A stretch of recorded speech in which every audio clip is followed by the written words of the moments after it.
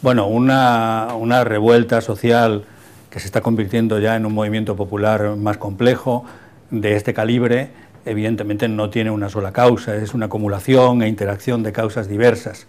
Entre ellas, por ejemplo, está evidentemente un proceso inercial muy importante de la transición demográfica. Es decir, estos países están llegando a una plétora juvenil, en donde las edades de jóvenes entre 15 y 30 años son predominantes en la población, pero lo que es más importante, son predominantes en la edad activa. Entonces, eso en principio ofrecería una gran oportunidad histórica a estos países de poder capitalizar, por así decirlo, esta oportunidad que da la transición demográfica para insertar esa población en los sectores productivos, en los sectores de liderazgo político y social, etcétera. Evidentemente, para eso hace falta unas condiciones que seguramente son las que no se están dando en estos países. Es decir, no hay la capacidad institucional y política de aprovechar esa oportunidad histórica. Estos países han estado muy estancados en el orden social y político, aunque haya habido un cierto crecimiento económico, sobre todo en los países que contaban con recursos naturales, en algunos casos con petróleo, etcétera. Pero esa disociación entre el crecimiento económico mayor o menor, cierto dinamismo económico con estancamiento social y político, ha creado esta especie de tapón, de embalsamiento, que ha producido esta erupción súbita que no es casual, es decir, se produce por una acumulación de frustraciones a lo largo del tiempo.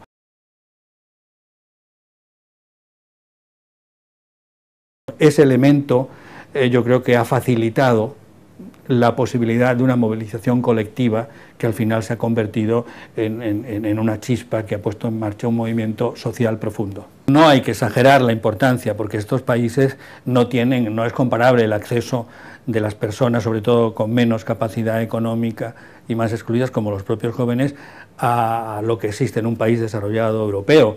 Pero es evidente que ese umbral mínimo de acceso ha permitido que la chispa se encienda y sobre todo a través de comunicaciones ya personales se haya podido extender en sus territorios, pero lo que es más importante, comunicarlo al mundo. O sea, el mundo lo ha podido ver y ha podido asistir al movimiento casi de manera simultánea, y eso es un fenómeno imparable.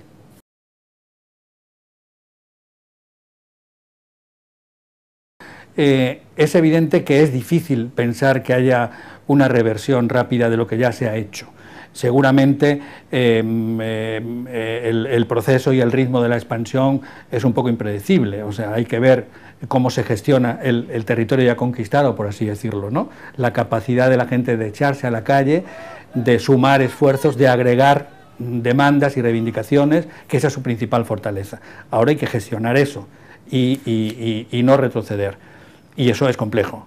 Es complejo porque en estos países precisamente carecían de alternativas políticas por la represión y la falta de libertades.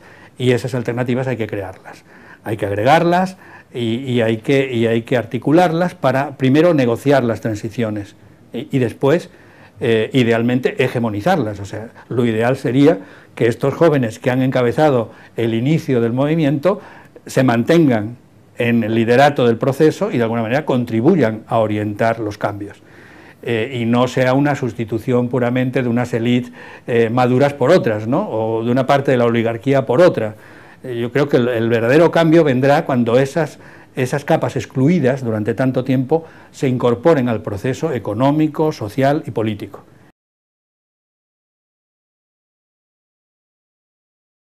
Esperemos que Europa realmente empiece a tener un papel mucho más protagonista, no para interferir en el proceso, pero sí para apoyarlo y en cierto modo para legitimarlo, que es muy importante. Y entonces, bueno, ya hay que esperar y ver y estar muy atentos, porque el proceso evidentemente no ha hecho más que empezar. A partir de ahora, una vez salvada esta primera etapa más de ebullición y de efervescencia, etcétera, etcétera, ahora vienen las etapas duras, donde hay que administrar lo ganado y no retroceder y influir en los cambios. Y evidentemente ahora empezarán a aparecer elementos geoestratégicos de la región que son muy importantes. Lo que no se puede es sacrificar a esos intereses geoestratégicos, que en cierto modo son intereses geoestratégicos antiguos, antes del cambio que se ha abierto, y más bien el proceso debería ser al revés, es acomodar los intereses geoestratégicos a esta nueva realidad, a estos nuevos cambios. Y ahí, bueno, evidentemente Estados Unidos tiene que jugar un papel importante. Esperemos que la nueva administración Obama dé signos de novedad y de imaginación. El discurso de Obama en el Cairo es un buen antecedente de cómo se ve la región desde una perspectiva muy distinta a la de la administración Bush. Europa debería jugar un papel mucho más beligerante del que está jugando, que es prácticamente inexistente hasta ahora, de manera lamentable. Eso dice mucho de la falta de una política exterior común y realmente estratégica y de liderazgo. Y bueno, entre todos tenemos que contribuir a que Europa juegue el papel que le corresponde, que no es menor, en el bien entendido que no se trata de interferir, se trata de acompañar, de guiar y sobre todo de apostar por aquellos que realmente quieren un cambio genuino y unas reformas en favor de la democracia, de la libertad y sobre todo del protagonismo de esta gente que está haciendo el cambio.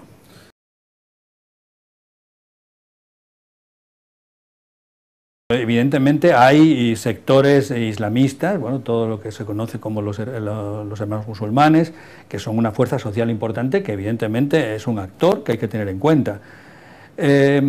Yo confío, de todas maneras, que los sectores más seculares de la sociedad egipcia, y sobre todo en Túnez, donde el peso del islamismo es menor, traten de alguna forma de que los cambios avancen hacia una democracia genuina, en donde los derechos humanos básicos, que son universales, no son occidentales, son universales y así deben verse, y que evidentemente están reivindicados en las demandas de los que se están manifestando en la calle estos días, pues realmente se traduzcan en la realidad. O sea que ahí no hay que caer ni en un prejuicio ni en otro, ni estar demasiado temerosos de que pueda haber una desviación fundamentalista, islamista del movimiento, ni por otro lado pensar que las reivindicaciones democráticas y de libertades fundamentales y de derechos humanos, que están también entre las demandas de los que se están manifestando, simplemente impliquen una decantación hacia el occidente, ¿no? Están decantándose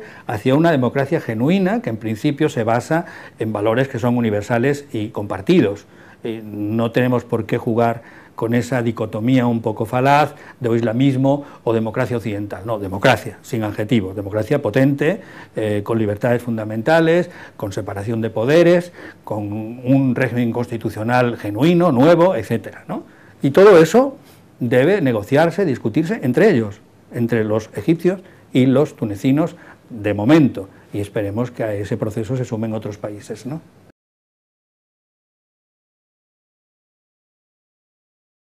No es imaginable que esto se produzca en términos, por utilizar un símil, que no es enteramente comparable a lo que pasó en la Europa del Este con la caída del muro.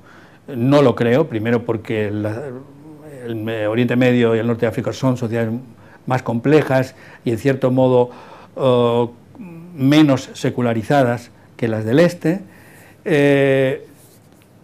y la contigüidad entre unos países y otros no es tanta como la que existía en la Europa del Este, donde prácticamente la frontera era común a todos ellos, ¿no? Y no podemos olvidar que hay un actor fundamental enclavado en el centro del territorio, que es Israel. Y en función de esos criterios geoestratégicos, evidentemente va a haber interferencias de todo tipo en los procesos. Pero bueno, como hemos visto aquí, nadie podía prever que lo que está ocurriendo iba a ocurrir, y está ocurriendo. Entonces, de la misma manera puede ocurrir que ese efecto de contagio se vaya produciendo. Pero en todo caso, los procesos no creo yo que sean mecánicos y sobre todo rápidos.